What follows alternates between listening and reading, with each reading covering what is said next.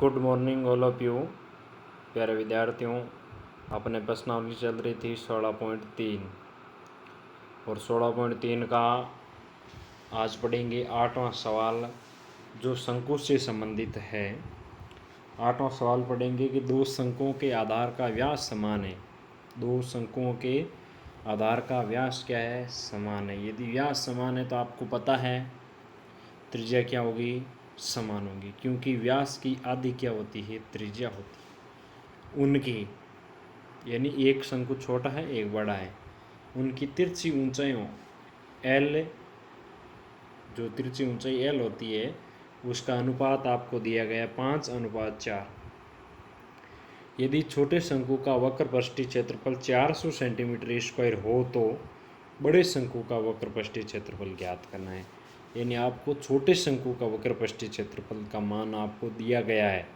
जो मान आपको दिया गया है 400 सेंटीमीटर स्क्वायर। आपको पूछा गया है बड़े शंकु का वक्रपृष्ठीय क्षेत्रफल। तो हमने एक तो दिया हुआ है कि एक छोटा एक बड़ा है, तो दोनों शंकुओं के आधार का व्यास समान है तो त्रिज्या भी क्या हो जाएगी? समान। R1 और R2 नहीं मानेंगे क्योंकि दोनों की त्रिज्याएं क्या है? समान है। और अनुपात अलग अलग दिया गया है, तो तिरछी ऊंचाइयों का अनुपात अलग अलग है। तो अपन ने छोटे शंकु का तिरछी ऊंचाई L1 माना, बड़े की L2 माना, तो L1 अनुपात L2 बराबर 5:4। अब आपको अनुपात दिया गया तो हम अनुपात में लिखेंगे कि छोटे शंकु का वक्रपृष्ठीय क्षेत्रफल बटा बड़े शंकु का वक्रपृष्ठीय क्षेत्रफल। तो इनका सूत्र क्या होता है? वक्रपृष्ठीय क्षेत्रफल का सूत्र होता है πr_l।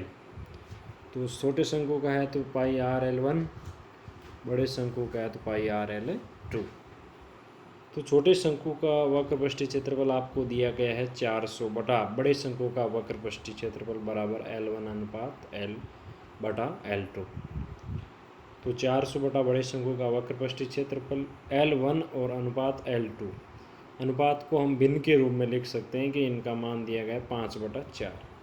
अब बड़े शंकु का मान ज्ञात करना है, तो 4 जो इधर भाग में है वो तो इधर गुणा में आ जाएगा और 5 भाग में आ जाएगा। 4 × 400 बटा 5, तो ये 5 से 400 में भाग लगाया तो गया 80 बार।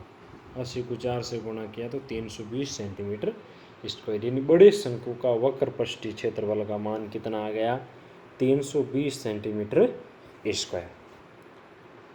तो ये सवाल 8वां आपको समझ में आ गया है। अब अपन करते हैं 9वां सवाल। 9वां सवाल क्या कहता है कि एक शंकु की तिर्यक ऊंचाई और त्रिज्या का अनुपात। तिर्यक ऊंचाई तो आपको पता ही है, तिर्यक ऊंचाई कौन सी होती है? तिरछी ऊंचाई L है और त्रिज्या R, इन दोनों का अनुपात है 7:4। यदि इसके वक्रपृष्ठ का क्षेत्रफल 792 है, वक्रपृष्ठ का क्षेत्रफल कितना दिया गया है? 792 सेंटीमीटर स्क्वायर हो तो इसकी त्रिज्या ज्ञात करो। तो आपको दिया गया है कि ज्ञात तो क्या करना है? त्रिज्या, और उनका अनुपात दिया गया है तिरछी ऊंचाई। तिरछी ऊंचाई को हम L से प्रदर्शित करते हैं और उसको R से। तो इन दोनों का अनुपात दिया गया है 7:4। हम मान सकते हैं, माना तिर्यक ऊंचाई 7x, चर राशि साथ में कोई मान ली, त्रिज्या मान लिया 4x। अब आपको जो दिया गया है वो सूत्र लगाना है जिसका मान दिया गया वक्रपृष्ठ का क्षेत्रफल है।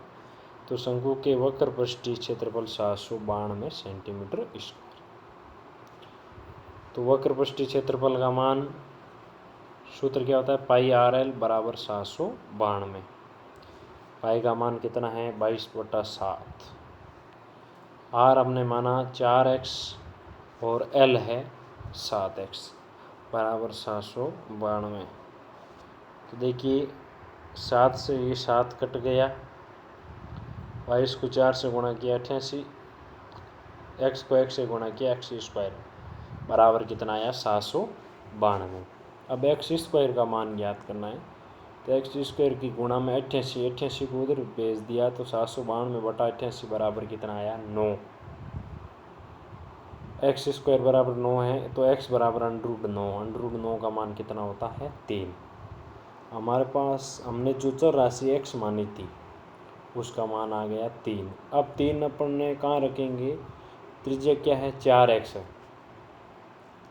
तो 4 गुणा 3 बराबर 12 सेंटीमीटर। यदि तिरछी ऊंचाई पूछे ऐसे एल अपने पास 7x 7 गुणा 3 7 3 21 सेंटीमीटर। ये तो आपको पूछा गया नहीं है, जब पूछे तो अपन ये x की जगह 3 रख करके हल कर सकते हैं, जिसका मान ये हो जाएगा सवाल नंबर 10।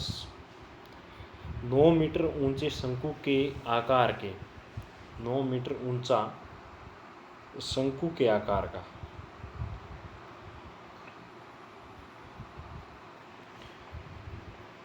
टेंट के आधार की परिधि, ये जो आधार है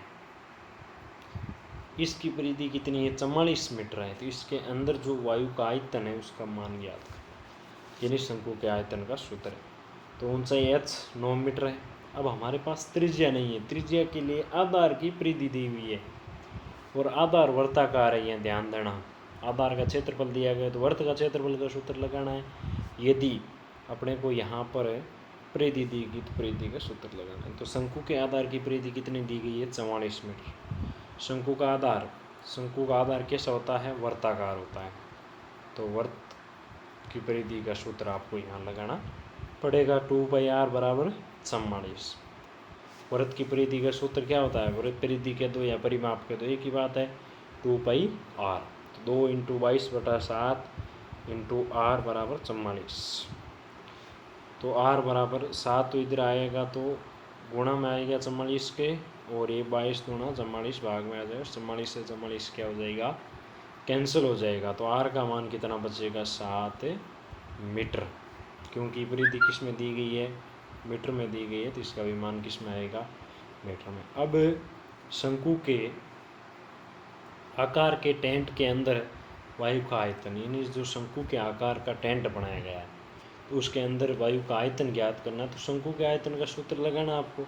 शंकु के आयतन का सूत्र क्या होता है 1/3 पाई r स्क्वायर h। 1/3 गुणा पाई का मान 22/7 गुणा r स्क्वायर, r का मान कितना है 7, तो 7 स्क्वायर है 2 बार गुणा कर दो 7 गुणा 7 × 9।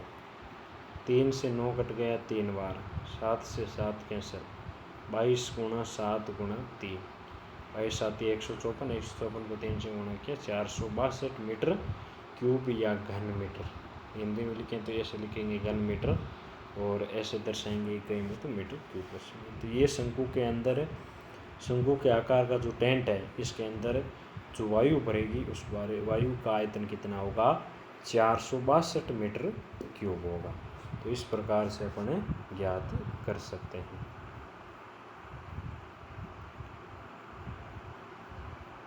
तो ये सवाल बराबर अब कॉपी में मिला लेना, और उसके बाद में आपको फिर कॉपी के अंदर करना। आप इसको PDF डायरी ऑप्शन के अंदर मिल जाएगी।